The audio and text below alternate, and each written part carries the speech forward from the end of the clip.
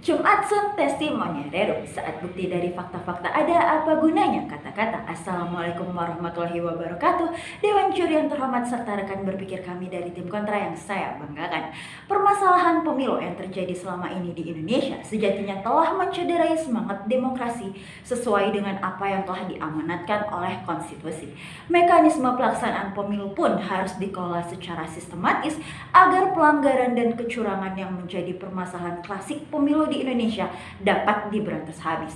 Menurut Kahani seperti yang dikutip dalam Jurnal Konstitusi MKRI tahun 2016 bahwa e-voting mengacu pada penggunaan komputer atau komputerisasi peralatan yang digunakan dalam pemungutan suara dalam suatu pemilihan. Selanjutnya, Undang-Undang Nomor 7 Tahun 2017 tentang Pemilihan Umum mendefinisikan pemilu sebagai sarana kedaulatan rakyat untuk memilih anggota DPR, DPD, Presiden Wakil Presiden, dan DPRD yang dilaksanakan secara langsung, umum, bebas, rahasia, jujur, dan adil dalam NKRI berdasarkan Pancasila dan UUD 1945. Dewan Juri yang terhormat, berdasarkan definisi tersebut perlu digarisbawahi bahwa pemilu adalah sarana kedaulatan rakyat yang dapat dimaknai sebagai sebuah wadah di mana rakyat sebagai pemegang kekuasaan tertinggi sesuai dengan pasal 1 ayat 2 UUD 1945 memilih wakilnya sebagai representasi dari kedaulatan itu sendiri untuk mengambil keputusan yang pada akhirnya bertujuan pada kesejahteraan dan kemakmuran rakyat. Dewan Juri yang terhormat, sistem e-voting merupakan suatu urgensi dalam pelaksanaan pemilu mengingat terjadi ironi dalam pesta kedaulatan rakyat seperti persoalan daftar pemilih tetap, distribusi logistik surat suara yang tidak merata, serta inkonsistensi regulasi pemilu yang melanggar asas luber jurdil yang mencederai semangat demokrasi. Dewan Juri yang terhormat, berangkat dari pemikiran-pemikiran tersebut, maka kami mendukung sistem e-voting dalam pemilu 2024 sebagai suatu upaya dari negara untuk mengakomodasi pelaksanaan pesta demokrasi rakyat berjalan sebagaimana mestinya, yang akan dielaborasikan secara komprehensif oleh pembicara 2 dan pembicara ketiga tim pro berikut ini. Yang pertama, dukungan mosi berupa bentuk pengamalan terhadap prinsip demokrasi dan kedaulatan rakyat sesuai pasal 1 ayat 2 UUD 1945. Yang kedua, urgensi penerapan e-voting dalam pemilu mengakomodasi terpenuhinya prinsip efisiensi dan efektivitas pemilu sesuai dengan pasal 3 Undang-Undang Pemilu.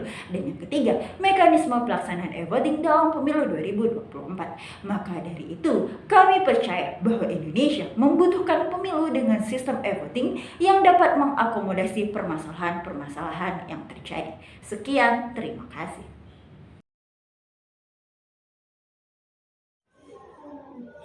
Gubernur CS Pravoy menjalankan pemerintahan berarti melihat ke depan dan menjalankan apa yang harus dilakukan. Dewan Juri yang arif dan bijaksana. Jika kita melihat dalam Jurnal Konstitusi MKRI disebutkan bahwa hukum untuk manusia, maka manusia menjadi penentu dan titik orientasi dari hukum. Hukum bertugas melayani manusia. Hukum tidak akan lepas dari kepentingan manusia. Mutu suatu hukum ditentukan oleh kemampuannya untuk mengabdi pada kesejahteraan manusia. Ini selaras dengan teori hukum progresif menurut Profesor Satito Raharjo. Oleh karena itu, hukum yang ada mampu mengatasi berbagai permasalahan yang disebabkan oleh mekanisme konvensional. Melalui eksistensi payung hukum bagi mekanisme e-voting, e-voting akan meringankan beban kerja panitia, mempermudah mobilisasi dan alokasi logistik pemilu, menekankan anggaran yang dikeluarkan, hingga meminimalisir suara tidak sah. Dewan Juri yang terhormat masuk pada poin justifikasi tim pro yang pertama, nilai dari sila keempat menjadi sarana dan prasarana dalam pelaksanaan pemilu yang akan memberikan kemanfaatan kepada masyarakat. Sila keempat Pancasila menyebutkan kerakyatan yang dipimpin oleh hikmat kebijaksanaan dalam permusyawaratan perwakilan. Perwakilan berarti dalam hal memaksakan kehendak rakyat dalam kehidupannya bernegara dilakukan melalui Badan Perwakilan Rakyat. Pemilih kepala daerah melalui perwakilan sebenarnya sudah memiliki legitimasi dalam Konstitusi Indonesia. Pada pasal 18 ayat 4 UUD NRI tahun 1945 menyatakan bahwa gubernur, bupati, dan wali kota dipilih secara demokratis. Kata demokrasi ini mengacu pada demokrasi Pancasila. Demokrasi Pancasila menginginkan berbagai cara dan ide untuk menyelesaikan masalah bukan berdasarkan suara terbanyak, tetapi dengan cara keterwakilan, baik pemilihan secara langsung maupun melalui perwakilan. Pada dasarnya tidak bertentangan dengan konstitusi dan Pancasila sebagai dasar negara. Menurut Effendi Susanto halaman 88. Dalam jurnal Yusuf Eko Nahudin halaman 244 menyatakan bahwa hakikat sila keempat adalah demokrasi, yaitu pemerintahan dari, oleh, dan untuk rakyat, yang secara sederhana demokrasi ini melibatkan segenap pemilu dalam sistem demokrasi. dalam pemerintahan, baik yang tergabung dalam pemerintahan maupun di luar pemerintahan, karena peran rakyatlah yang diutamakan. Hal ini juga berhubungan dalam pasal 1 ayat 2 UUD 1945 terkait kedaulatan rakyat dalam penyelenggaraan pemilu yang seharusnya secara bebas dan oleh pemilih tanpa adanya tekanan, paksaan, serta adanya jaminan keamanan. Prinsip demokrasi ini wajib direalisasikan dan dilindungi sebagai arah pandang berbangsa dan bernegara. Pada pemilu konvensional seringkali dilanggar, yakni dengan memaksa pemilih untuk memilih calon pasangan tertentu melalui kepala desa atau kedua daerah pemilih, sehingga dalam hal penggunaan sistem e-voting diharapkan dapat menambah rasa aman pemilih dalam memilih karena menggunakan sistem yang terjamin. Pelaksanaan pemilu dengan e-voting mengakomodasi terpenuhnya azas dan prinsip pemilu sesuai dengan UU Pemilu, yaitu e-voting juga dapat memenuhi azas langsung tetapi dengan cara yang berbeda, dari pencoblosan kertas suara menjadi menyentuh mesin layar sentuh. Pada sistem e-voting lebih menunjang azas jujur. Dengan sistem e-voting hasil ini dapat tercapai karena menggunakan sistem sehingga suara yang masuk langsung sesuai dengan pilihan sehingga tidak timbul berbagai kecurangan sebagaimana yang terjadi pada pemilu konvensional. Setiap pemilih dari peserta pemilu mendapatkan perlakuan yang adil. Pada pemilu konvensional seringkali pemilih diperlakukan secara tidak adil, dapat berupa dengan tidak mendapatkan kartu pemilih. Namun dengan sistem e-voting maka tidak lagi dibutuhkan kartu pemilih tetapi cukup e-KTP saja yang masing-masing dimiliki oleh pemilih, sehingga asas adil ini dapat tercapai melalui e-voting. Dilegitimasi oleh pasal 22 ayat 1 Undang-Undang Dasar 1945, yaitu pemilu dilangsungkan oleh Luber Jurdil setiap 5 tahun sekali. Pelaksanaan pemilu di Indonesia saat ini menggunakan mekanisme pemilih hadir langsung ke TPS untuk melakukan pencoblosan dengan media kertas secara konvensional.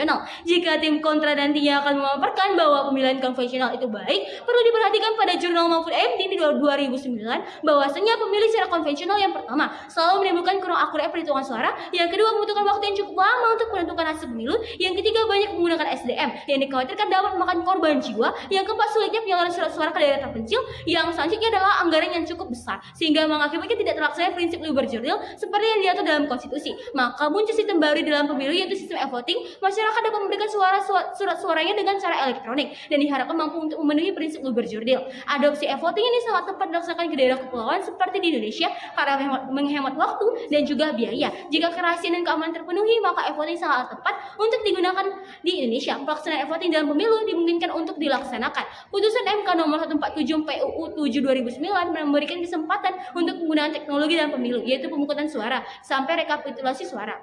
Keputusan ini dilegitimasi ke dalam UU nomor 10 tahun 2016 tentang pemilihan kepala daerah pasal 85 ayat 1. Pemberian suara untuk pemilihan dapat dilakukan dengan cara memberi suara melalui peralatan pemilihan suara secara elektronik. Putusan MK menggambarkan penggunaan sistem e-voting di pemilu ialah kemajuan proses ketatanegaraan terkait pentingnya prinsip Luber Jurdil, yaitu sesuai dengan hak dasar dari setiap orang yang dijamin oleh Undang-Undang pasal 28C ayat 1. Sehingga dari perspektif konstitusi, sistem e-voting merupakan sistem yang tidak bertentangan untuk menciptakan pemilu yang Luber Jurdil. Yang kedua, jika menyinggung terkait legalitas dokumen elektronik, UU nomor 11 tahun 2008 tentang ITE dalam pasal 5 disebutkan bahwa informasi elektronik dan dokumen elektronik atau hasil cetakannya merupakan alat bukti hukum yang sah. Dalam hal legalitas, dokumen elektronik dan semua hasil cetakan dalam pemilu dengan mekanisme e-voting sudah diakui sebagai dokumen yang sah dan dapat dipertanggungjawabkan secara hukum dan memiliki legalitas yang sama dengan surat suara dalam pemilu. Maka dari itu, posisi ini layak untuk ditegakkan.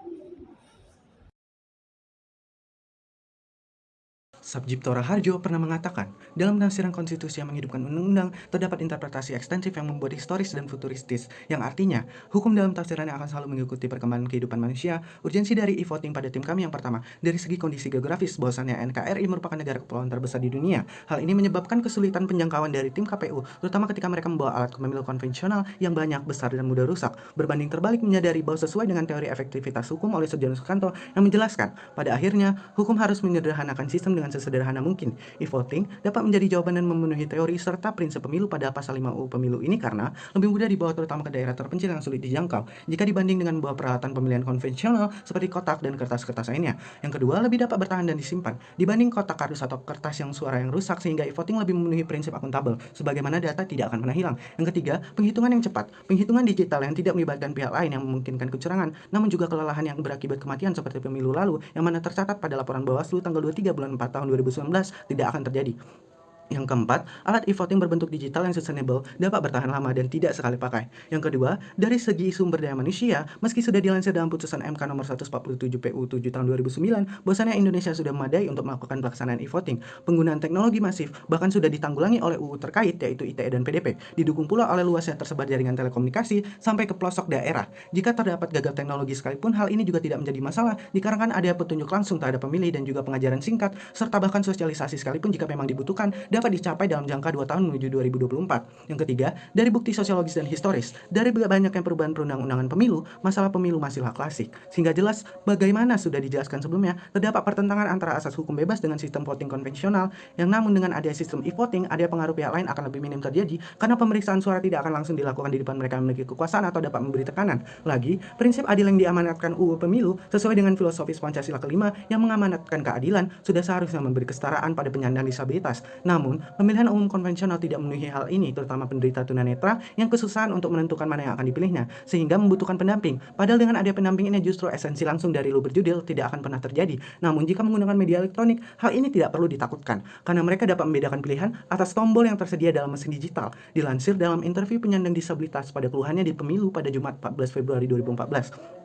Dari segi kemajuan hukum dan teknologi, dengan adanya UU ITE, urgensi dari dilakukannya e-voting semakin besar, karena jelas diatur dalam pasal 5 UU ITE, bahwasannya suatu informasi elektronik merupakan alat bukti yang sah, sehingga e-voting dapat dijadikan sistem pemilu yang sah pula. Lagi pada sejarahnya sebenarnya hal ini sudah ada sejak lama, sebagaimana dalam pasal 33 Peraturan Pemerintah Nomor 3 Tahun 1999 tentang dokumen perusahaan dan UU Nomor 43 Tahun 2009 tentang kearsipan telah menjelaskan keabsahan bukti informasi elektronika bahkan tanpa hard copy sekalipun. Urgensi yang kelima dari segi anggaran dan ekonomi. Dari data Badan Pusat Statistik, Indonesia mengalami kontraksi pertumbuhan ekonomi GDP pada tahun 2020 sebesar minus 2,7% dan meningkat. Sehingga bagaimana tim kontra dapat menjamin bahwasannya pemilu secara konvensional dapat tetap dilakukan mengingat penurunan ekonomi pasca pandemi, belum lagi akan ada resesi pada masa mendatang sebagaimana dikatakan oleh Menteri Keuangan Indonesia.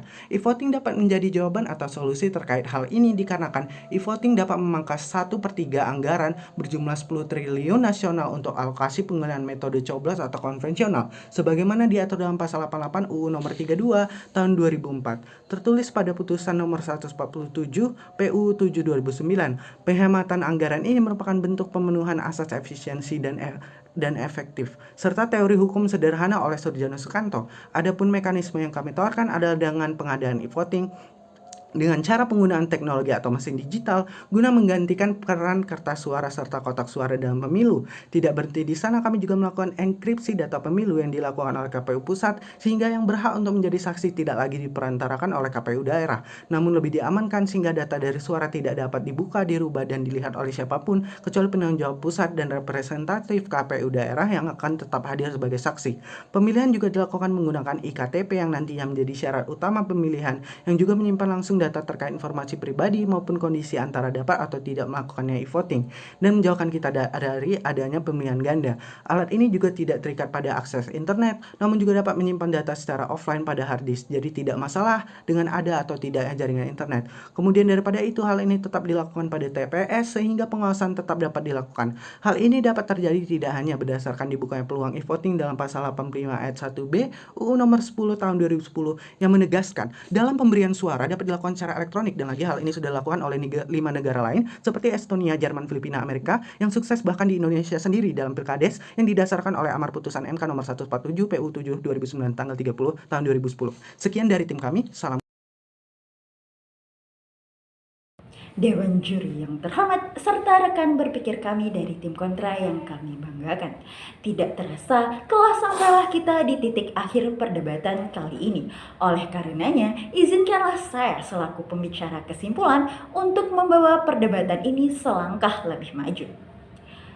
Sedari awal, tim pro telah memaparkan argumentasi terkait pentingnya pelaksanaan e-voting dalam kontestasi pemilu 2024. Tim pro sepakat bahwa pelaksanaan pemilu dengan sistem konvensional yang telah dilaksanakan selama ini memberi begitu banyak permasalahan dan kecurangan yang melanggar hak konstitusional warga negara sebagai pemegang kekuasaan tertinggi sesuai dengan pasal 1 ayat 2 UUD 1945. Dewan juri yang terhormat, sebagai negara yang menganut prinsip demokrasi, maka sudah selayaknya kontestasi pemilu mengakomodasi terlaksananya kepentingan rakyat dalam proses pelaksanaannya.